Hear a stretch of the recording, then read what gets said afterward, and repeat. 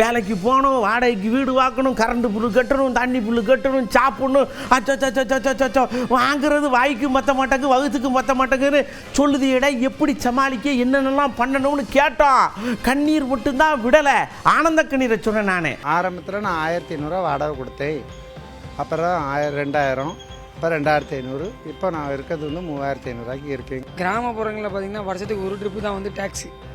ஆமாம், ஆனால் சிட்டியை பொறுத்தளவு 6 மாதத்து டேக்ஸி. வாட்டர் டேக்ஸு, அப்புறம் ட்ரைனேஜு, நம்ம வீட்டு தீர்வை எல்லாத்துக்குமே நீங்கள் வந்து கூட ஃபைனு அது இது நிறைய ரூல்ஸ்லாம் மாறிட்டே வருது. இப்போ எங்களுக்கு சேலரி 25-30 தான் இருக்கும். அது வாடகையே 10,000 போயிடுச்சுன்னா மீதியை வச்சுட்டு ரன் பண்ணுறது ரொம்ப சிரமமாக இருக்கும். அட்வான்ஸ் பார்த்தீங்கன்னா 50,000 60,000 தான் கேட்குறாங்க. அப்படியே அதில் போனாலும் அதில் கெஸ்ட் வரக்கூடாது, அது வரக்கூடாது சொல்லுவாங்க. ஒருத்தர் என்னங்கன்னா ஒரு 2 பேருக்கு மேலே வந்துட்டாலே நேராகவே சண்டைக்கே வந்துருவாங்க. கஷ்டமாக தான் இருக்குது. அப்புறம் என்ன செய்ய, சங்கடப்பட்டு தான் கொடுக்கும். வீட்டுக்கே வந்து 8,000 10,000 போயிருது பாதி இதில். ஸோ அதனால் பாதி காசு வச்சு நம்மளால் மேனேஜே பண்ண முடியாது. வீட்டுக்கு அனுப்புறது, எக்ஸ்ட்ரா எக்ஸ்பென்சஸ், ஏதோ நல்லது கெட்டது போகிறதுனா கூட அது செய்கிறது ரொம்ப கஷ்டமாக இருக்கும். அரசாங்கமும் நிறைய வரி மற்ற ஏனைய இதெல்லாம் நிறைய சொல்லாமல் கொள்ளாமலே ஏற்றிக்கிட்டே இருக்காங்க. அதையும் வாடகை பார்ப்பா உங்களுக்கு ஃபேமிலி தேவையான செலவில் பண்ண முடியாது.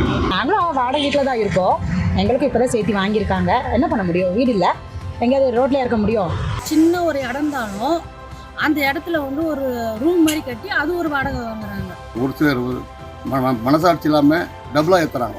இப்போ குறைஞ்சது இப்போ ஒரு 5-6 வருஷத்தில் வந்து வாடகை ரொம்ப ஜாஸ்தியாக தான் இருக்குது. மேக்ஸிமம் ஒரு 3% இருக்கிற மாதிரினா ஒரு 5,000 இருக்குது. அதனால் அது பரவாயில்ல. கவர்மெண்ட் ஏதாவது உண்மையாலுமே வந்து இதுக்கு ஒரு ரூல்ஸ் போட்டாங்கன்னா நல்லாயிருக்கும். இவ்வளோ ஸ்கொயர் ஃபீட் அது இருக்குது, சட்டப்படி அது இருக்குது, ஆனால் நடைமுறைக்குள்ள இல்லையே.